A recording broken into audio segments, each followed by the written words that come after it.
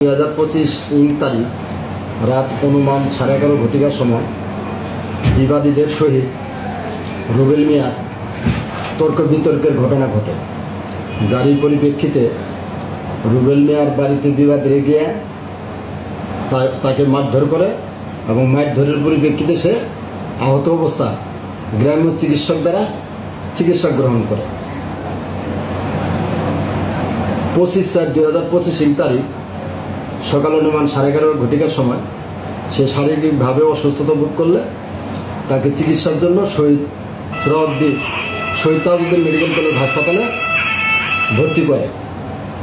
তিনি ভর্তিরত থাকা অবস্থা রাত 8:30 ঘটিকার সময় মৃত্যুবরণ করে। আমরা সংবাদ পেয়ে উক্ত রুবেল মিয়ার সুরতহাল রিপোর্ট প্রস্তুত করি এবং ময়নাতদন্তের জন্য শহীদ তাজউদ্দিন মেডিকেল কলেজে প্রেরণ করি। রুবেল মিয়ার মা ফাতেমা বেগম বাদী হয়ে একখানা অভিযোগ দায়ের করেন। তারই পরিপ্রেক্ষিতে উক্ত থানায় একটি হত্যা মামলা রুজু হয়।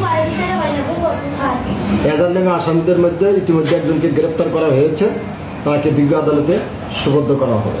এই ঘটনার সাথে অন্যান্য যারা জড়িত আছে তাদেরকেও গ্রেপ্তার করবে, আইনগত ব্যবস্থা গ্রহণ করা হবে।